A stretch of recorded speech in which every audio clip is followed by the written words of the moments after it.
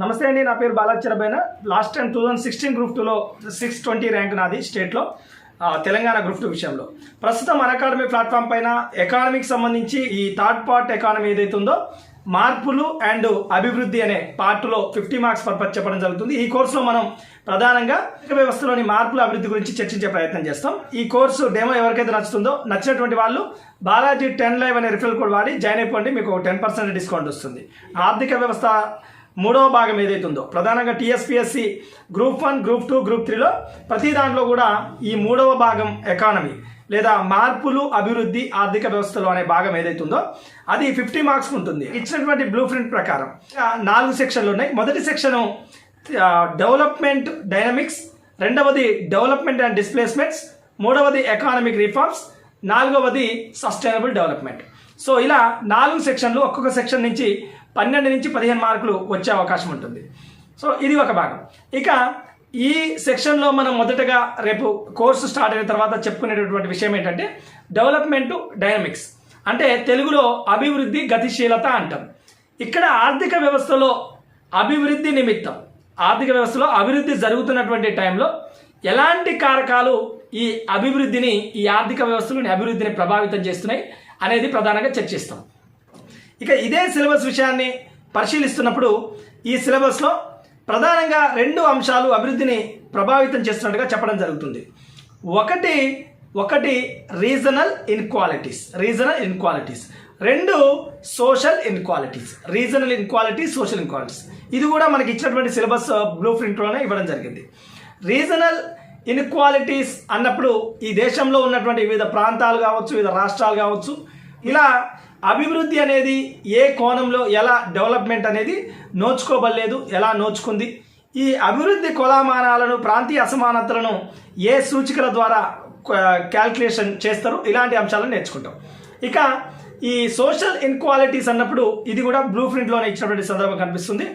ప్రాథమికంగా ఏదైతే కులం ఎలా ప్రభావితం చూపిస్తుంది, లేకపోతే ఇక్కడ ఉన్నటువంటి తెగలు ట్రైబ్ ఎలా ప్రభావితం చూపిస్తుంది, ఇలాంటి అంశాలని స్పెసిఫిక్గా మెన్షన్ చేయడం జరిగింది.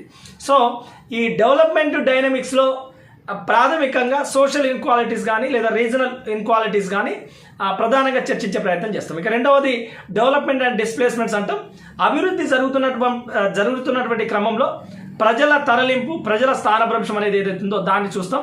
దీనికోసం స్పెసిఫిక్గా కేంద్ర ప్రభుత్వం ఎలాంటి పాలసీస్ తీసుకొచ్చింది, రాష్ట్ర ప్రభుత్వం ఎలాంటి విధి విధానాలను తీసుకొచ్చింది, వాళ్ళకు పునరావాసం నిమిత్తం ఎలాంటి చర్యలు చేపట్టింది అనేది ఆ యాక్ట్ల గురించి కొంత చూసే ప్రయత్నం చేస్తాం. ఇక మూడవది ఎకానమిక్ రిఫార్మ్స్ అని ఉంటుంది. ఎకానమిక్ రిఫార్మ్స్ 1948లో వచ్చినటువంటి ఎకానమిక్ రిఫార్మ్స్ కావచ్చు, 56లో వచ్చినటువంటి ఎకానమిక్ రిఫార్మ్స్, 77 జనతా ప్రభుత్వం తర్వాత తీసుకున్నటువంటి నిర్ణయాలు, 91లో పివి నరసింహారావు గారు వచ్చిన తర్వాత ఎకానమిక్ రిఫార్మ్స్ ఎలా సాగినాయి, ప్రధానంగా ఇప్పటి వరకు స్వతంత్ర భారతదేశం నుంచి ప్రస్తుతం కొనసాగుతున్నటువంటి పరిస్థితుల్లో ఎలా కొన్ని రంగాల నిర్మాణం ఎలా జరిగింది, ఏ విధంగా ఆర్థిక వ్యవస్థలో మార్పులు జరిగింది అనేది మనం ఎకానమిక్ రిఫార్మ్స్లో భాగంగా చూస్తాం. ఇక 4వ పార్ట్ ఎస్డిజి అంటాం. సస్టైనబుల్ డెవలప్మెంట్ గోల్స్గా మనకు 4వది 12 నుంచి 15 మార్కులు ఇవ్వడం జరిగింది. సో ప్రస్తుత తరం వారి అవసరాలు తీర్చుకుంటూ భవిష్యత్ తరం వారి అవసరాలు కాపాడే ఆ అంశం ఏదైతే ఉందో బ్రెట్లాండ్ కమిషన్ నివేదిక. సో ఆ నిర్వచనం ప్రకారం ఈ ఎస్డిజి పూర్వపరాలను పరిశీలిస్తున్నప్పుడు కొంత ఎండిజి అనేది దీనికంటే ముందు అంతర్జాతీయంగా ఉన్నటువంటి ప్రపంచ దేశాలు కొంత గోల్స్ అనేవి పెట్టుకోవడం జరిగింది.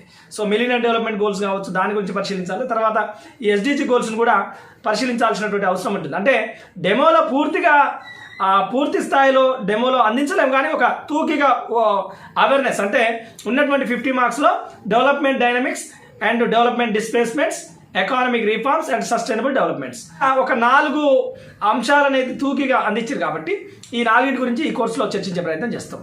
Thank you so much. Definitely join అయ్యే ప్రయత్నం చేయండి. మీకు అకాడమీ మీ విజయంలో కీలకమైనటువంటి పాత్ర పోషిస్తుంది. థ్యాంక్ యూ అండి.